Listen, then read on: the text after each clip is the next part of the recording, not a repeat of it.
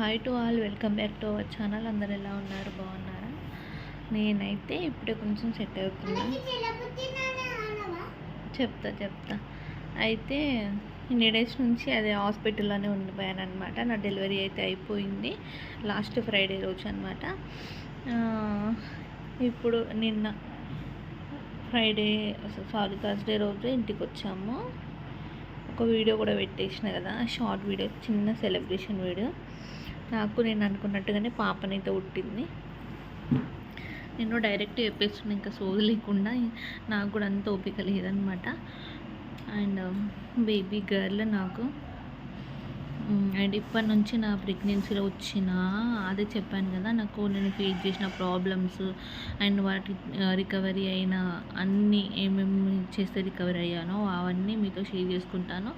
And చాలామంది నాకు baby girl bye అని ఎట్లా గుర్తుపట్టారు, నేను ఎట్లా గుర్తుపట్టుకున్నా, అండ్ కొన్ని ఉంటాయి కదా. అండ్ గ్రహణం అప్పుడు నేను పాటించలేదు, నాతో కాలేదు బ్యాక్ పెయిన్ వల్ల అని చెప్పాను కదా. దానివల్ల నాకు నా బేబీకి ఏమైనా నెగిటివ్స్ జరిగినాయా లేదంటే అన్ని విషయాలను మీతో షేర్ చేస్తాను. ఎవరైతే ప్రెగ్నెన్సీ కోసం చూస్తున్నారో, లేకపోతే ప్రెగ్నెంట్లో ఉన్నారో, డెలివరీ తర్వాత ఎవరైతే కొన్ని వీడియోస్ వెతుకుతూ ఉంటారు కదా, వాళ్ళందరికీ యూస్ఫుల్ వీడియో అనమాట. వీడియోస్ అన్నీ నా దాంట్లో వస్తాయి ఇంకా.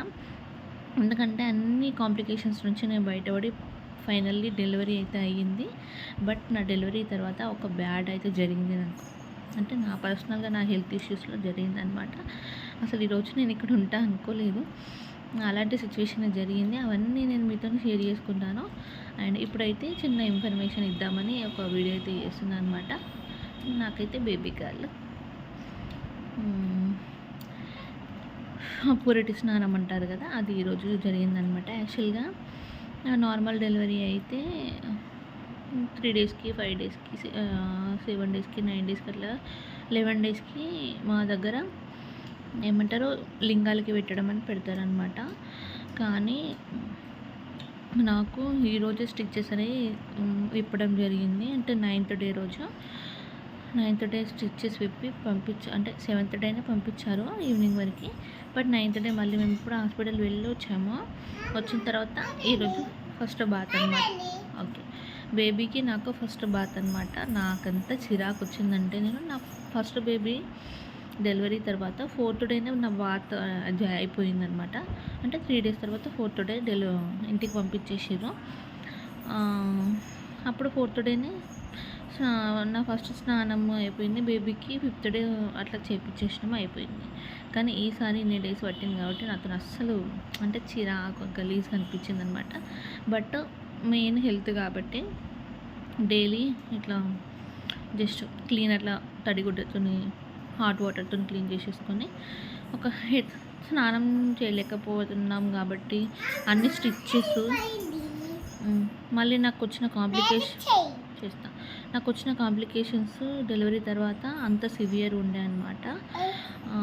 అందుకోసమని ఇంకా నన్ను రిస్క్ అస్సలు తీసుకోలేదు ఫ్యామిలీ. అసలు నేను తీసుకుంటాను, ఫ్యామిలీ తీసుకొని వెళ్ళలేదన్నమాట. అయితే డెలివరీ తర్వాత నాకైతే ఫిట్స్ వచ్చేసినాయి. అది ఎందుకు వచ్చినాయి, ఎట్లా, ఏం జరిగింది అనేది నేను నెక్స్ట్ వీడియోస్లో మీకు కంటిన్యూ చేస్తాను అనమాట. సో మీరు కూడా జాగ్రత్తగా ఉండండి, నా వీడియోస్ని ఫాలో అవ్వండి, లైక్ చేయండి, షేర్ చేయండి, సబ్స్క్రైబ్ చేయండి. Thank you for watching. నా బేబీని అయితే ఒక షార్ట్ వీడియోలో పెట్టేసిన ఆల్రెడీ. తర్వాత తన 21st డే తర్వాత తనని నేను వీడియోస్లో చూపిస్తాను. అప్పటి వరకు చూపించాను. ఇంకా పథ్యం అయితే ఏమేమి చేస్తున్నానో కూడా అదొక వీడియో చేసి పెడతాను అనమాట. వద్దు నాన్న పడుకొని, ఇప్పుడు పడుకున్నప్పుడు లేపొద్దు, పాపం వస్తుంది. ఇదనమాట blog. Thank you for watching. Please like, share and subscribe.